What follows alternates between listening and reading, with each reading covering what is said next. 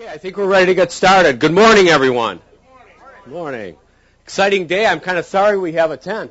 We don't really need it today, but October in Michigan, you just don't know. So feel free to come in under the tent if you'd like, or stay out in the sun. You'll be able to hear us and see what's going on. We're going to make this relatively brief today, but we're very excited about what's happening here at Eastern Michigan today. And before we get started, I'd like to welcome our distinguished guests, and I'd also like to welcome our Board of Regents. As I mentioned, this is an exciting day at Eastern Michigan University. Later today, at our Board of Regents meeting, we will consider a significant increase in our financial aid budget. This is a reflection of our deep commitment to helping students and their families in Michigan during this difficult economic time. Secondly, at our Board of Regents meeting later today, we will also announce our new Veterans Connect award program. This will allow military veterans living anywhere in the country to attend Eastern Michigan and pay in-state tuition. We're very excited about that as well. Our veterans deserve our support, and Eastern has been a leader in this area. And third is the reason we're here today, and we're very excited about this.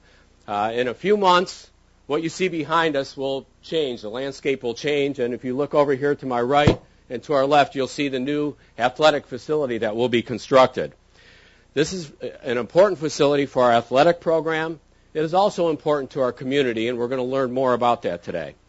This morning, you're going to hear from several people about this new facility, including Board of Regents Chair Roy Wilbanks, President Susan Martin, Athletic Director Dr. Derek Gregg, and Dr. Gregg has a special guest with us today, Dr. John Steinbrecher, Commissioner of the MAC Conference. Welcome, Dr. Steinbrecher.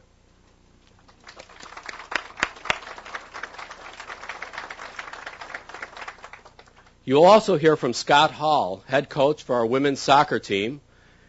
And we're pleased to welcome Diane Keller, President and CEO of the Ypsilanti Chamber of Commerce also.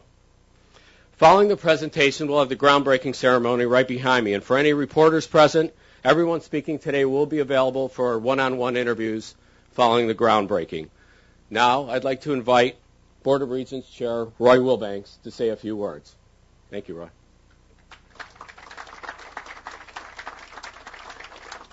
Thank you, Vice President. First of all, let me say welcome to this exciting day. And this fall has just kept getting better and better and better. And things are really coming together at the university, and I think everybody feels the momentum that we have. I'd like to introduce the folks that kind of made this happen, some of my colleagues from the Board of Regents. We have Regent Phil Ancarnati, who is chair of the Athletic Affairs Committee at the university. We have Regent Jim Stapleton, chair of the Finance Committee. Regent Stapleton. Regent Hawks, the only one who exceeds my tenure with the university. And our past chair, Regent Tom Sidlick. Thank you for coming. I just want to make just a couple of comments, and I will try to be brief, but I think it's very important to note what we're doing here today. And this really kind of completes something that we have been working on for over 4 years now in terms of putting together a very comprehensive facility plan for the university. I just want to reiterate, and I'm sure that everyone knows, we are currently under construction of our $90 million science complex. John Donegan, who's done an outstanding job for us, informed me yesterday that in January we will begin construction on the renovation of Pray Herald. Right, John? Okay. We all heard it. Actually, 5 years ago when I first came on the board, we started talking about Pray Herald, and finally we're starting the renovations. We just completed our public safety department, really a strong effort to create a safe and secure environment for our students. And we have done work at Eagle Crest and done work in the dormitories and many other facilities. And this kind of will be the last construction project that we will start for a while. And I just want to validate the fact 2 weeks ago, the athletic director, Derek Gregg, and Scott from the physical plant facility and a few other staff members visited the University of Colorado's because we wanted to see the bubble facility that they have. The University of Colorado is the only other Division 1A program of the 120 Division 1A that have an indoor practice facility such as ours. I want to say that we validated our planning, and my hat's off again once to John Donegan and his people and Derek Gregg, because every concern that we had, they answered for us. One is the height. They had a 55-foot one. They said it wasn't high enough for the kicking game. Ours will be 75 feet, and they said that should be just about right. They didn't have the length that we will have the length in terms of a total football program, and they said their problem was when they were filming, they had to give up part of the program in terms of the goal line defenses. So we have the length, and then the width. We have the width that they did not have, and he said as a result of that, they were not able to do the 2-minute drills for the player development in their practice facility. So I think I said all that to say this. We're going to have just one great facility. It was well planned, well funded. We followed all the processes, and I'm very excited about that. When you have a great facility such as this, you obviously have to have the people in place to operate it. President Martin has come in here and done a bang-up job for us. She's supporting everything that is getting done. She has done a great job of taking all the interims out. Now she has a full complement of team that does not have the interim title in front of them, and I think she is a lot of the reason for the momentum that we all feel here today. So let me at this time introduce to you President Martin.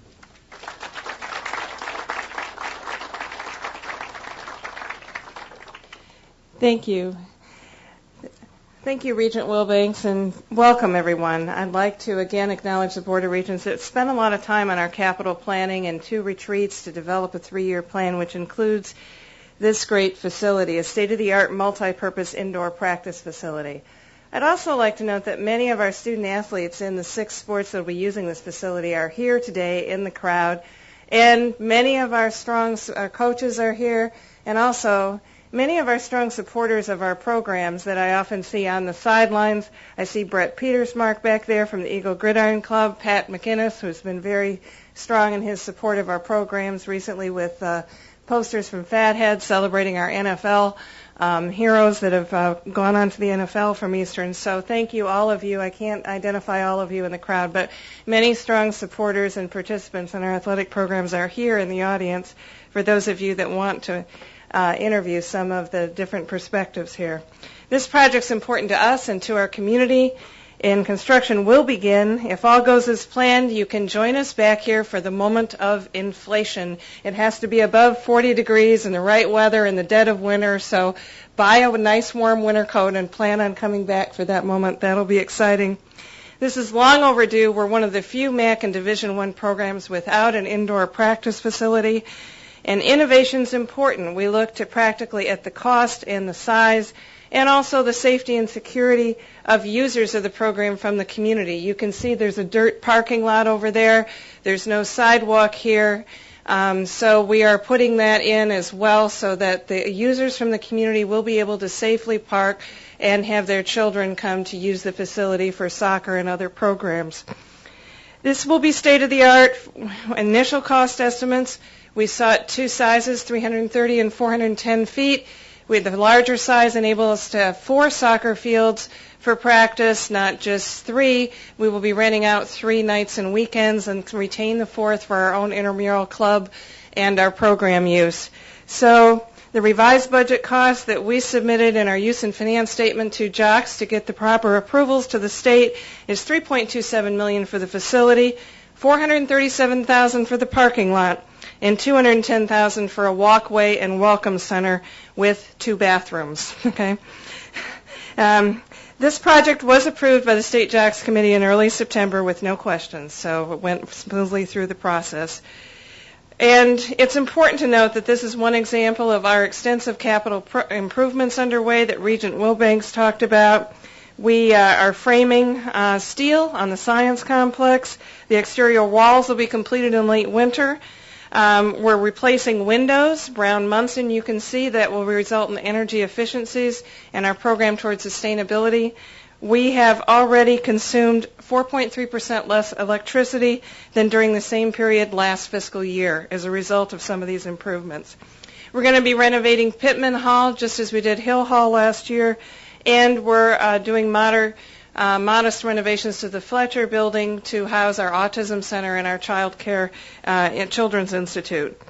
So more details on the multipurpose facility and how it be used, I'd like to introduce Dr. Derek Craig, the director of our athletics program.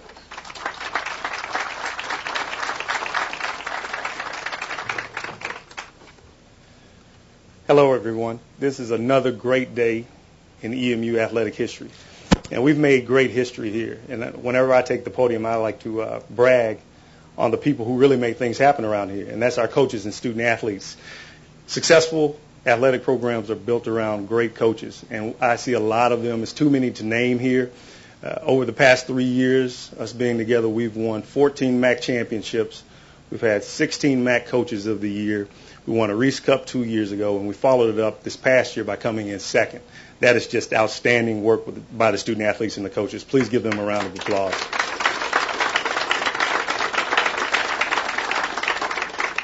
And this is going to touch so many of our student athletes in our programs, but another thing is it's going to touch the students on campus because we'll be able to share this facility with the Rec IM intramural department, and that's very, very important to us. And Regent Wilbanks pointed out the fact that it's going to be larger than we at first planned. And that's very important because we'll be able to share it with people on campus. And I see Dr. Morelli near there, and it's good to see you. But we're very excited about this. And obviously I have to thank a lot of people, and I made a list, and I don't want to miss anybody. But starting at the top with Dr. Martin and our regents for basically supporting and buying into this vision. Again, it's been a long time coming, and I think this is going to go a long way to help level the playing field for our student athletes and our coaches. Senior staff members, and I always embarrass them, I call them the hardest working people in the business. It's the smallest staff in the MAC, but in particular Doug Dowdy, Mike Mallett, Craig Fink, some of the main work that went into this facility, and they're still working today. As soon as we get wrapped up, Doug Dowdy will be right back at it, so we appreciate all that they're doing. The physical plant reps, obviously John Donegan, he is a fantastic partner in this. Scott Storr, who did go out to Colorado with us, and then Dave Jaworski, who's worked a lot on the day-to-day. And then I want to also introduce, before I take my seat and before I bring up Scott Hall, one of our great coaches here, our newest member to the Mid-American Conference, a former student athlete, Hall of Famer at his institution. His father was an athletic director, so this guy really knows the business of athletics and the importance of a facility like this. Please help me welcome Dr. John Steinbrecher from the Mid-American Conference.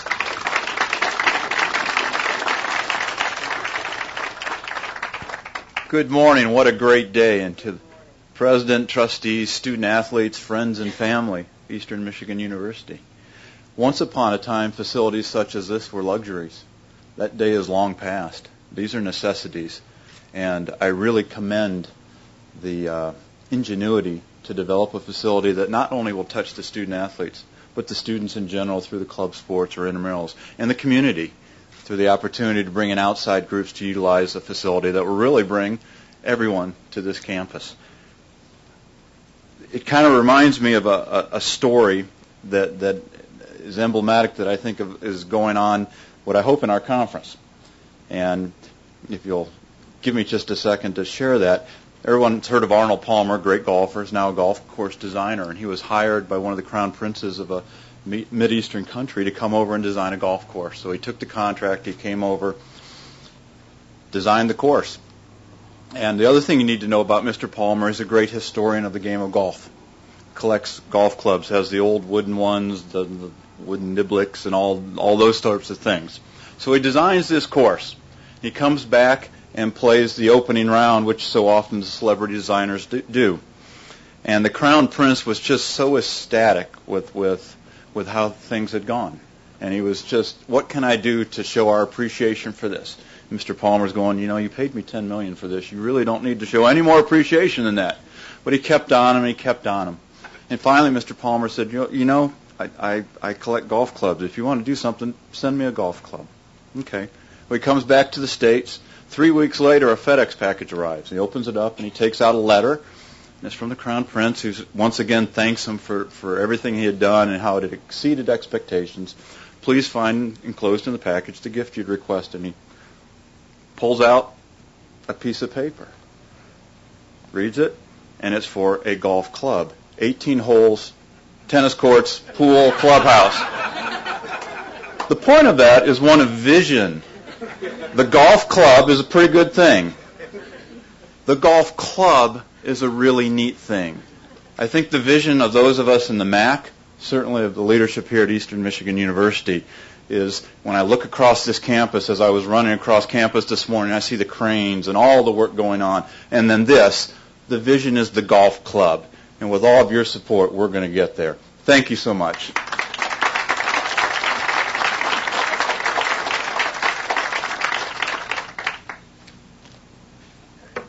I also want to bring up a very important member of the family. And again, coaches, if you haven't been a coach, you don't understand the work that they do.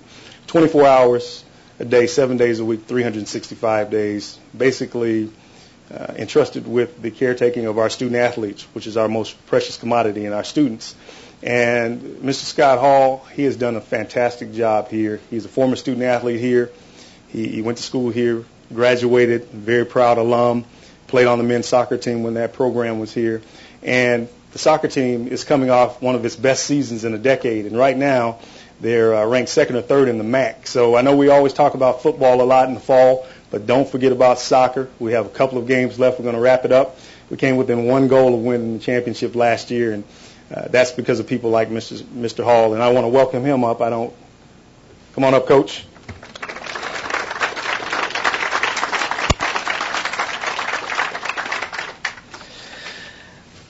Well, first off, President Martin and Board of Regents, we just want to thank you. I know athletics in general, we're very excited for this facility. And again, it's very exciting. It's something that a facility like this brings more than just, I think, a practice facility. This is something that comes to the university that can help all of us. One, I mean, there's a couple impacts. And again, my background is running facilities before I came to Eastern Michigan. So I have a little bit of background there. And I think when you put a facility like this on a university, the impact is bigger than just a practice facility. For soccer, for us in general, again, we're thrilled. We get a chance to train year-round. And for any of you that have been to any of our games this year, we've played pretty much every home game in the rain. So our field has taken quite a beating. This gives us a chance to get inside and still train on an 11v11 field, which our counterparts, both Central Michigan and Western Michigan, do not have those capabilities. Their facilities are much smaller, so even in the wintertime, we'll be able to play on an 11v11 field, which again gives us a huge recruiting advantage. So the size of the facility definitely helps us to host spring and winter games. Again, that's second to none. For the university itself, the general students get to use this facility through the Rec IM, the club sports, who again often get forgot about with field space and things like that. This is a chance for them to be able to use a facility. Also, the capacity for rental. And the bigger picture of things, being in my 14 years here and recruiting here, you got to get people here first. That's how you show what a great university this is, by getting them here. So the potential number of students that will walk through the doors, not just in the Metro Detroit area, but in the Midwest that will come out to see this facility, will help us recruit and boost our enrollment. There's no doubt about it. Also within the community, we need help. Our hotels, our restaurants, by bringing more people in through the Midwest, that's going to boost our economy here in the Ypsilanti area, which we definitely need. Overall, again, it's more than just a practice facility. This is another doorway for students to find their way to this university. Thank you.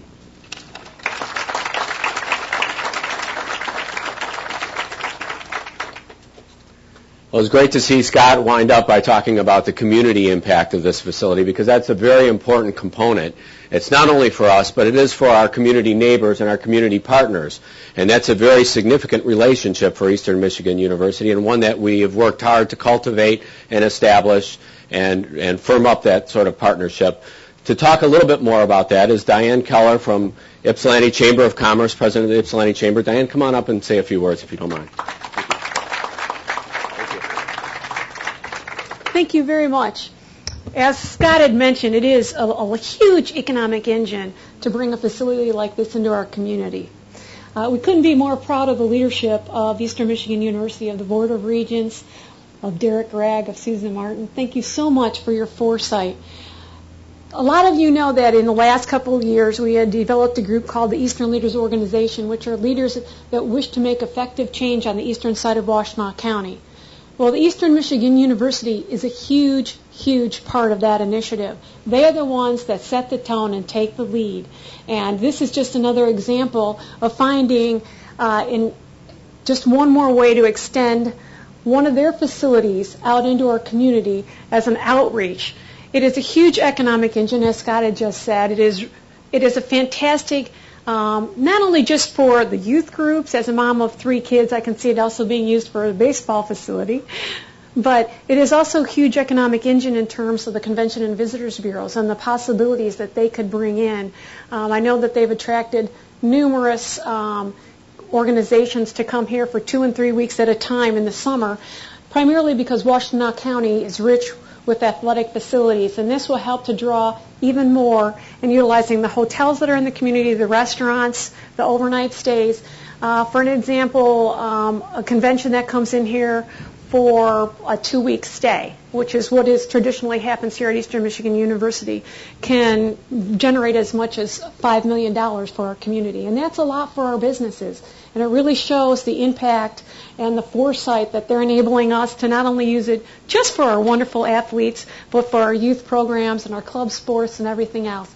So thank you so much for being an important part of the community. And as my alma mater, I really appreciate your foresight and your outreach. Thank you.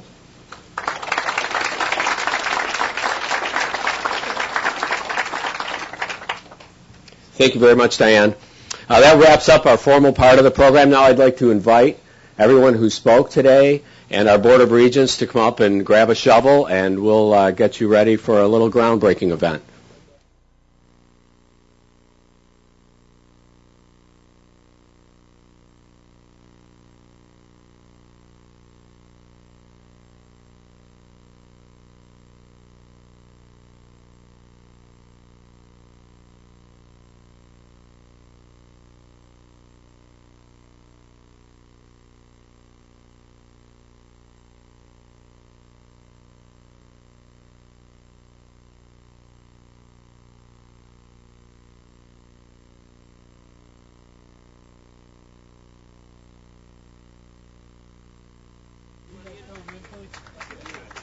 Thank you, everyone, for attending.